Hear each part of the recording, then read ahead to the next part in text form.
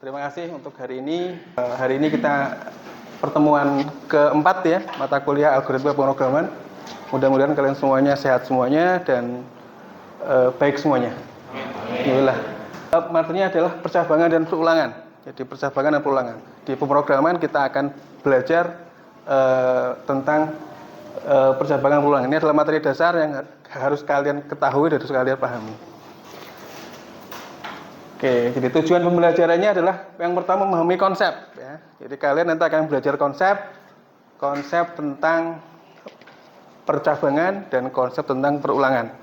Jadi mana percabangan dan kapan kita menggunakan perulangan. Jadi kemudian yang kedua adalah penerapan praktis. Jadi selain kita memahami konsep, kita juga akan belajar bagaimana coding, bagaimana membuat kode-kode dalam bahasa pemrograman. Kita akan belajar tentang bahasa Python. Jadi jadi untuk awal sebelum lebih dalam kita belajar tentang perulangan percabangan, kita akan kuis terlebih dahulu ya. Jadi silakan Bapak kirim linknya. Ini linknya, silakan kuisnya ini. Jadi kuisnya silakan klik dan Bapak udah kirim di grup kelas. Bapak membuat 10 pertanyaan. 10 pertanyaan, mana percabangan dan mana perulangan. Kita mulai ya. 10 peserta. Yang nggak hadir berapa nih hari ini? Masuk semua? 3. Oh, Ayudi, Pak Yudi, siapa lagi? Tadi kenapa? 30 ada lagi? Kita cukup? Sudah cukup semuanya? Oke, kita mulai ya. Kita mulai sekarang. Mulai sekarang. Oke, silakan. Jika nilai di atas 80, maka mahasiswa lulus.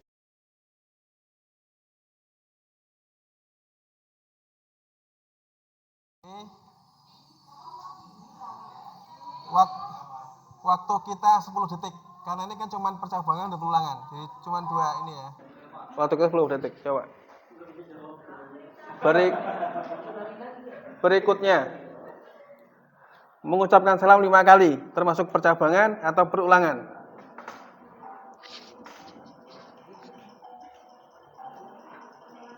Satu. Oke, cepat ya. Jadi nilainya adalah kecepatan dan kebenaran. Berikutnya yang ketiga. Mencetak semua bilangan dari 1 sampai 100. Percabangan atau perulangan. Kalau ada yang salah, keterlaluan ya. Tapi enggak juga sih. Wah, kok bisa ada yang salah?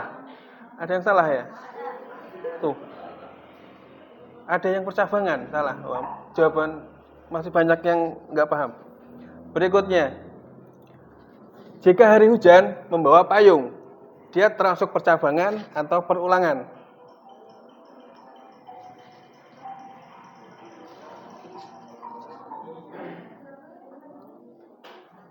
Jika hari hujan membawa payung. Percabangan 25, perulangan. Oke, mulai paham ya? Mulai paham. Menampilkan menu selama pengguna belum memilih keluar. Menampilkan menu di Facebook, di Tokopedia dan lain-lain selama belum keluar. Percabangan atau perulangan? Coba. 15, 12. Oke, konsep mulai memahami ya. Sebuah pernyataan dia percabangan atau perulangan dan itu di logika. Nanti logika coding juga seperti itu. Dia masuk percabangan atau masuk perulangan. Berikutnya, soal kelima. Memilih jurusan berdasarkan nilai. Dia termasuk percabangan atau perulangan?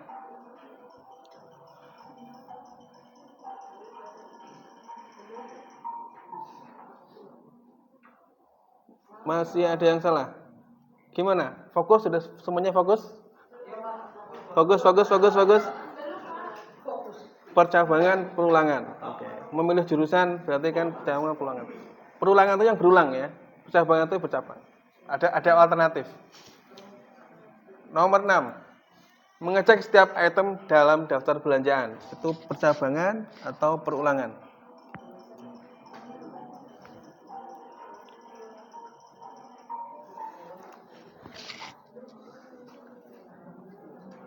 Oke.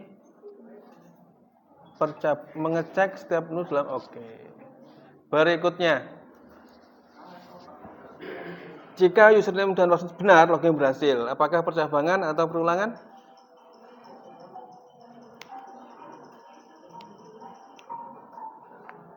Oke. Wah, Rizal keren juga nomor 1 ya. Percabangan, perulangan. Percabangan, perulangan. 2, 3, oke. Berikutnya nomor 8. Mengulang pertanyaan sampai jawaban benar. Termasuk perulangan atau percabangan.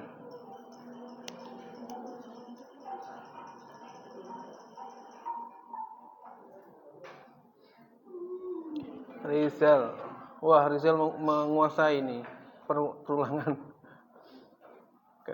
Mengulang pertanyaan sampai jawaban benar. Oke, perulangan ya.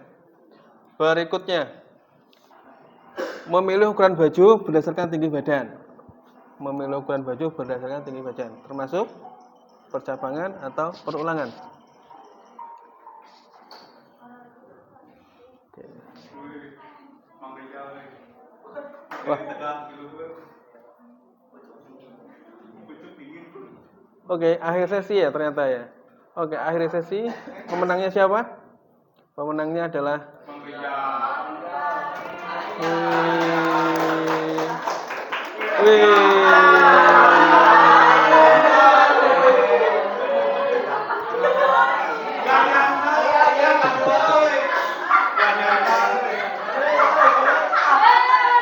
Oke.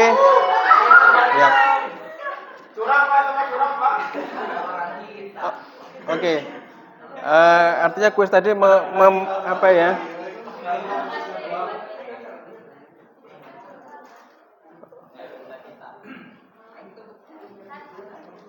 Oke ya, jadi konsep percabangan dan perulangan. Mudah-mudahan kalian sudah paham dengan 10 konsep tadi, mudah-mudahan memberi gambaran ya bahwa percabangan dan perulangan juga ada di kehidupan kita sehari-hari dan itu diterapkan di pemrograman komputer. Oke. Struktur kontrol dan pemrograman. Struktur kontrol dan pemrograman ya. Apa itu struktur kontrol? Struktur kontrol jadi adalah konstruksi bahwa pemrograman yang mengatur alur eksekusi perintah dalam program. Kayaknya enakan Bapak di sini aja duduk. Nggak kelihatan. Jadi struktur kontrol dalam pemrograman ya. Apa itu struktur kontrol? Struktur kontrol. Jadi dalam bahasa pemrograman yang mengatur eksekusi perintah dalam program. Struktur ini memungkinkan program untuk membuat keputusan berdasarkan kondisi tertentu, kemudian mengulang perintah beberapa kali dan melompati bagian kode tertentu. Di jenis struktur kontrol ada percabangan, ada perulangan, dan ada lompatan. Jadi kita di hari ini kita akan belajar tentang percabangan dan perulangan. Tadi sudah dibahas ya. Oke, ini percabangan dalam Python. Oke. Jadi kita akan belajar tentang coding dalam percabangan menggunakan Python ya. Jadi di pembelajaran ini kita akan belajar Python. Jadi nanti sudah pernah belajar Python sebelumnya? Belum pernah ya.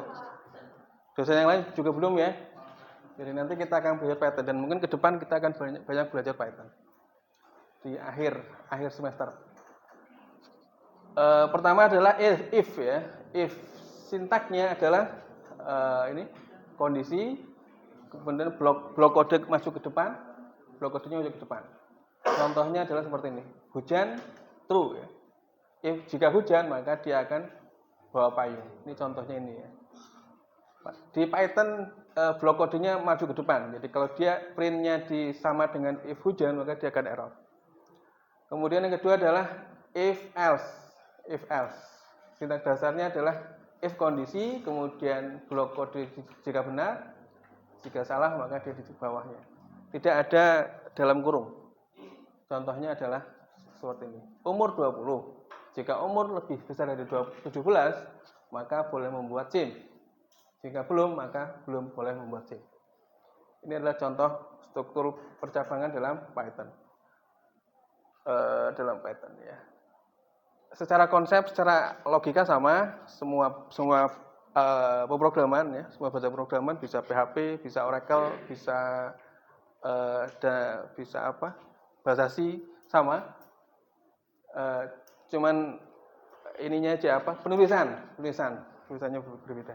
Tapi secara controlling sama, if else dan lain-lain. Kemudian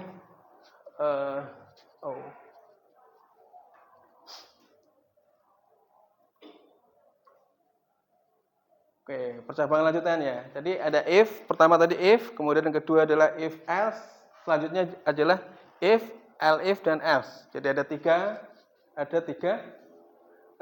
percabangan. Ya, jadi digunakan untuk menangani lebih dari dua kondisi.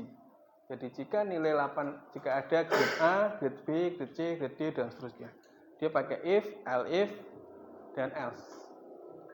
Kemudian yang selanjutnya adalah percabangan bertingkat. Jadi kalian nanti juga akan belajar tentang percabangan bertingkat.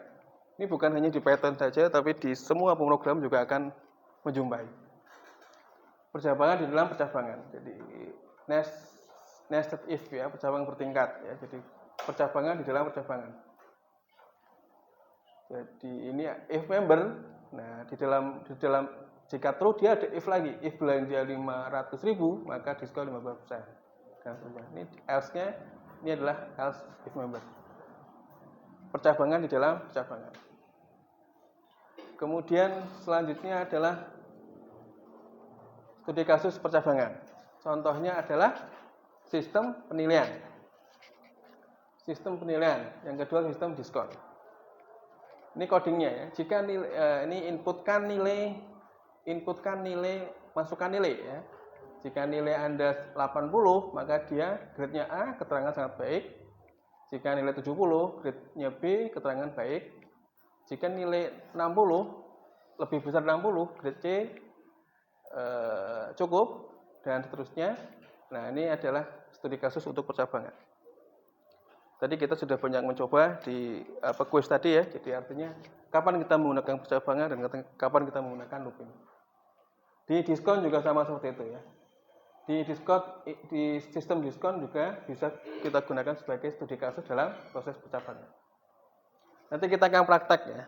Kita praktek menggunakan Google Colab. Jadi praktek kita akan Google Colab di Python. Kemudian ini coba. Yang kode 1, ada yang bisa jawab? X sama dengan 10. X sama dengan 10, Y sama dengan 20. If X lebih besar Y, X lebih besar, else Y lebih besar. Outputnya apa? Ada yang tahu? Ada yang fokus?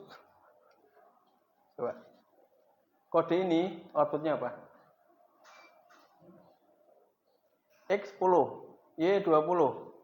If X lebih besar lebih besar Y, maka X lebih besar. Print Y lebih besar. Ada yang tahu? Gimana? Outputnya apa? Outputnya apa ini? Outputnya Y X lebih besar. Y ini ya, berarti dia akan mencetak ini ya. Paham? Jadi ini akan mencetak Y lebih besar. Jadi outputnya dia akan Y lebih besar. Nanti kita coba. Kode 2, kode nomor 2. Coba, ada yang paham? Cuaca hujan, waktu pagi. If cuaca cerah, if waktu pagi, jogging. Jika tidak, jalan sore. Jika tidak, belajar di rumah. Ini outputnya apa? Coba. Belajar di rumah. If, siapa tadi A? If cuaca cerah, berarti kan enggak ya. Kan cuacanya hujan, berarti kita lewat ke bawah. Paham? Kebayang? Halo? Kebayang ya. Jadi belajar, tadi belajar di rumah, benar ya? Belajar di rumah. Jadi untuk kode 2 adalah belajar, outputnya adalah kode belajar di rumah. Kode 3, silakan. Outputnya nilai 65, absensi 80. Jika nilai 70 lebih besar 70 dan absensi lebih besar 75, maka lulus. Jika nilai 80 lebih besar 80 atau absensi lebih besar 90, maka pertimbangan. Jika tidak lulus. Outputnya apa? Coba tunjuk tangan. Hah? Tunjuk. Berani tunjuk. Coba. Tidak lulus. Luar biasa. Bisa terangkan? Coba terangkan kenapa? Kenapa tidak lulus? Karena yang dari kode yang atas yang nilai sama dengan 65, nilai yang diisi itu 65 dan absensi yang 80 itu tidak memenuhi if nilai yang dari 70. Ya, yang ini nggak memenuhi ya. Yang ini kan nilainya kan 65, berarti tidak memenuhi ya. Kemudian ini juga enggak. Oke, baru enggak tidak lulus. Bayang? Yang lainnya udah kebayang ya? Oke. Mudah-mudahan menambah pemahaman. Ada pertanyaan sebelum lanjut ke selanjutnya? Sebelum ke perulangan? Ada pertanyaan sebelum ke perulangan? Jadi ada if else sama if else if. Percabangan bertingkat. Aman ya? Ini Bapak nggak kelihatan. Kemudian perulangan. Lanjut ke perulangan. Perulangan, apa itu perulangan? Perulangan adalah struktur kontrol yang memungkinkan blok kode dieksekusi berulang kali selama kondisi tertentu terpenuhi. Jadi, mengapa dibutuhkan? Mengapa dibutuhkan ya?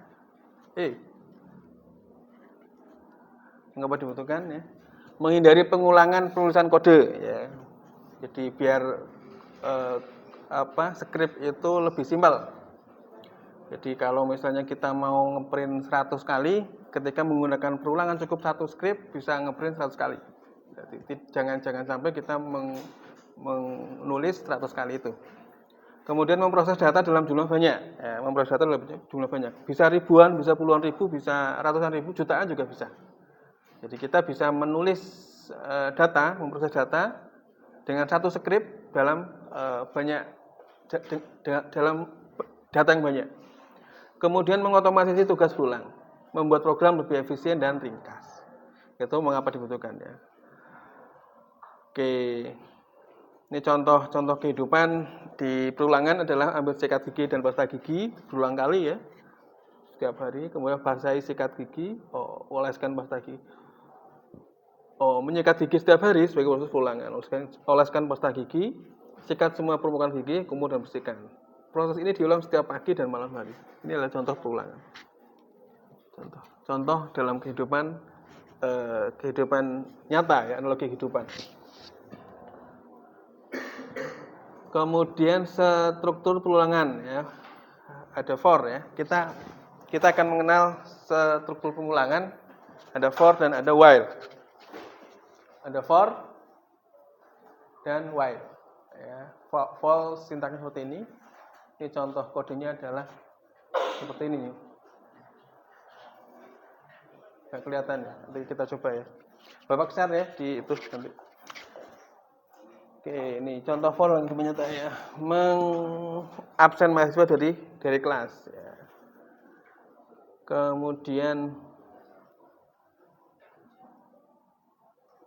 Kemudian ini ada while. Tadi for, ini sekarang while. Ini for, ini while. Ya, ini sama-sama nggak kelihatan ya. Oke, ini while, kondisi contohnya adalah mengulang sampai selama dia lebih kecil dari 5, maka dia akan print. Kalau yang for tadi dia sudah fix. Kalau yang for itu dia angkanya fix. Loopingnya fix. Berapa kali? Termasuk ini, loopingnya berapa kali? Dia for sampai berapa dia udah fix. Kalau for fix, kemudian kalau while dia akan berulang sampai kondisi terpenuhi. Ini while. Kemudian di Python, di pemrograman benarnya Python ya ada ini perbandingan ya, perbedaannya. di Python kita ada for dan loop while ya. Jadi perbedaannya adalah kapan kita menggunakan for dan kapan kita menggunakan while. For digunakan ketika jumlah iterasi diketahui sebelumnya. Jumlah perulangan diketahui sebelumnya. Kita menggunakan for. Biasanya untuk memproses elemen-elemen dalam koleksi ya. Kemudian lebih ringkas dan mudah dibaca. Iterasi otomatis tanpa perlu menomori manual ya. Ini formatnya adalah for, in, ring 5 dan print. Kemudian kapan kita menggunakan while loop ya? Kapan kita menggunakan while loop? Digunakan ketika iterasi bergantung pada kondisi. Jadi digunakan ketika iterasi atau perulangan bergantung pada kondisi. Kalau yang for itu dia udah fix mau berapa kali, misalnya mau 100 kali, maka for 1 sampai 100. Nah, kalau kondisi dia tergantung kondisi. Kalau while biasanya tergantung kondisi. Cocok untuk kasus di mana jumlah iterasi tidak diketahui. Cocok untuk jumlah perulangan tidak diketahui. Memerlukan inisialisasi dan increment manual. Ini manual, jadi perlu ada penjumlahan manual ya. Jadi kalau di for dia nggak perlu. Harus hati-hati agar tidak terjadi infinitive loop ya. Harus hati-hati agar tidak terjadi looping yang tidak ada selesainya. Nah, di sini biasanya di while loop. Jadi dia karena tidak ada ininya, dia akan looping terus karena tidak ada batasannya. Gitu ya. Kapan kita menggunakan while dan kapan kita menggunakan for.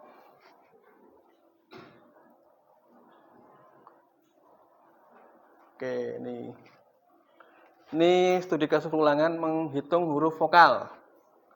Nah, ini masukkan teks, ini bisa kita coba nanti ya. Vokalnya a, i, u, e, o, jumlah vokalnya 0. Oke, ini ada for, ada kondisi juga. If karakter in vokal, nah berarti kan ada percabangan juga tadi ya. Maka vokal sama dengan 1. Jumlah huruf vokal adalah jumlah vokal. Ini studi kasus perulangan. Perulangannya adalah di for. Kalau if karakternya adalah dia sebagai percabangan. Kemudian studi kasus yang kedua adalah penjumlahan 5 angka. Jumlah 5 angka ya. Ini for-nya adalah for ring 5, artinya dia menjumlah looping di 5 angka, 5 kali ya. Kemudian masukkan angka ke 1, angkanya berapa, kemudian dijumlahkan. Nah, dia akan berulang selama kita entry. Nanti kita coba, kita coba di pemrogramannya. Kita menggunakan Python. Kemudian totalnya apa, rata-rata berapa. Oke, kemudian cek bilangan ganjil genap. Ini ada for, ada perulangan for, menggunakan for, dan ada if. If itu percabangan. If adalah bilangan genap, bilangan ganjil. Oke, ini ada kondisi di mana percabangan dan ada suatu kondisi percabangan dan perulangan. Tadi ya, contohnya tadi. Identifikasi bilangan ganjil dan genap. Jadi ini adalah perulangan, ini adalah percabangan. If i mod 2 sama dengan 0, maka dia adalah genap. Jadi di kehidupan nyata kita, ya, jadi bukan hanya di coding, di kehidupan juga akan kita hadapi, akan kita jumpai ada yang namanya perulangan, berputar-putar, berpikir, berulang-ulang, kemudian di situ juga berpikir juga kapan kita menggunakan memilih A dan memilih B. Begitu ya. Jadi sebenarnya perkodingan juga tidak jauh dengan apa yang kita alami di kehidupan nyata. Kapan kita memilih kuliah, kapan kita tidak memilih kuliah, itu juga sebuah pilihan. Jadi ketika hujan, contohnya, ketika hujan turun, nah kalian semua pasti akan punya banyak pertimbangan. Ketika hujan turun, jadwal kuliah Pak Supri, kayaknya akan banyak yang berpikir ya, mau masuk atau mau enggak, gitu ya. Oke, jadi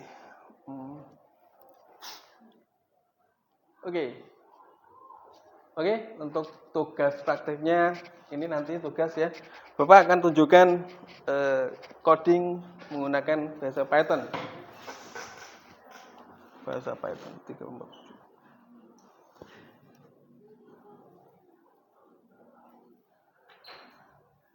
Bapak akan tunjukkan coding menggunakan bahasa pemrograman Python ya. Dari materi-materi yang tadi sudah Bapak sampaikan. Google Colab. Nah, kalau Python enaknya bisa online ya, bisa online. Jadi codingnya tidak perlu install di laptop ya. Dan saat ini menjadi pemrograman favorit ya. Pemrograman favorit sekarang. Karena dia di perusahaan-perusahaan besar tuh buat machine learning, big data, processing dan lainnya.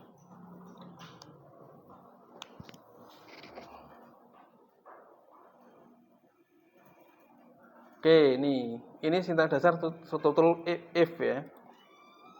Ini kodenya seperti ini. Google Colab nanti kalian coba, ada tugas tadi nanti kalian coba ya. Oke. Sintaks dasarnya adalah seperti itu. Jika hujan, maka dia akan bawa payung. Oke. Jika hujan, bawa payung. Kemudian yang kedua adalah if else. Umur 20. Jika umur 17, maka boleh membuat SIM. Maka dia akan cetak boleh membuat SIM. Jika tidak, maka belum boleh membuat SIM. Ini contohnya umur 20. Berarti boleh membuat SIM. Kita coba umurnya adalah 10. Kita coba umur 10, maka belum boleh membuat SIM. Ini ya. Belum. Maka ketika umur 10, maka dia akan lari ke else. Kemudian if else. Kita ada ini untuk lebih dari 2. Ini contohnya adalah nilai 85, maka grade-nya apa? Nilai 85 maka grade B. Ketika nilainya 60, grade-nya apa? Coba, ada yang tahu? Ketika nilai 60. Nilai 60 apa? D. Ya. Oke, nilai 60. Nilai 60 D. Ketika nilai 75 C. Wah, pintar ya. Kalau 100? Oke, tambah cerdas. Percabangan bertingkat ya. Member true, total belanja 100.000. Jika member, coba. Kalau ini hasilnya 10% ya. Kalau ini hasilnya coba kalau 100. Coba, kalau ini berapa? Total belanjanya true. Outputnya diskon berapa? Berapa? 15. Setuju 15? Aman? Paham gak itu teh? Paham? 15. Oke, 15. Coba kita 10.000 hasilnya. Kalau total belanja 10.000. Halo? Tidak ada diskon. Kok diskon 10%? Dia kan member. Ya, dia member. Berarti dia masih dalam member. Diskon 10%.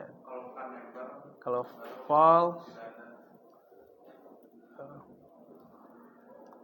Oke, kalau false, maka apa nih kira-kira? Oke, begitu ya. True. Oke, di 10%. Kemudian studi kasus sistem penilaian. Input masukkan nilai. Oke.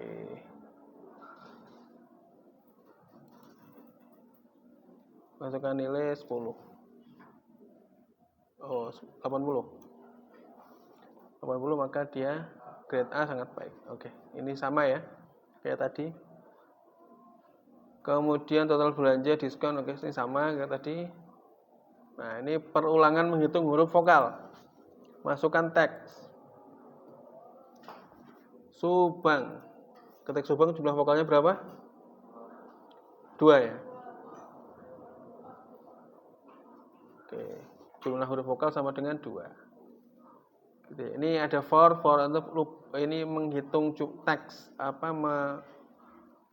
teksnya apa yang diinput, kemudian karakter apakah dia vokal atau bukan. Vokal itu A, I, U, E, O, jumlah vokal sama dengan vokal 1. Ini menghitung jumlah huruf vokal. Kemudian penjumlahan 5 angka. Penjumlahan 5 angka total masukkan angka kita akan ini looping ya, looping juga nih. Looping 5 kali, dia akan menginput angka sebanyak 5 kali. 8, 9, 7, 6, 5. Maka totalnya adalah 35, rata-ratanya adalah 7. Ini kodenya seperti ini ya, kode Python-nya. Kemudian bilangan ganjil dan genap. Iterasi ke-1. Oke. 1 adalah bilangan ganjil. Nah, ini adalah tadi yang cek bilangan ganjil genap. Ini adalah contoh kondisi yang menggunakan perulangan dan percabangan. Jadi dia akan berulang selama 11 kali, kemudian bercabang di kondisi modul dia genap ataupun ganjil. Kemudian oke, itu ya contohnya seperti itu untuk contoh pemrograman. Itulah nanti kalian akan mencobanya. Jadi kita ada tugas. Nih tugasnya. Mana sih?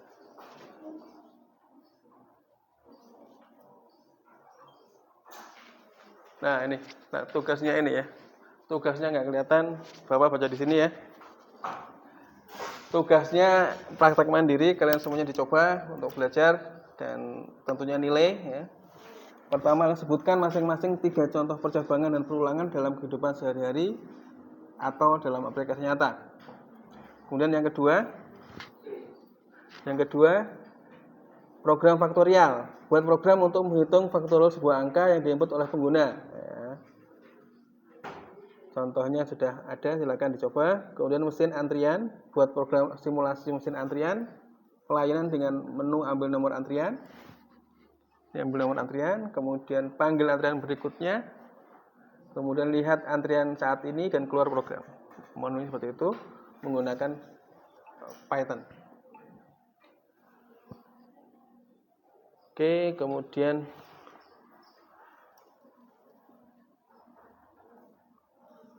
penutup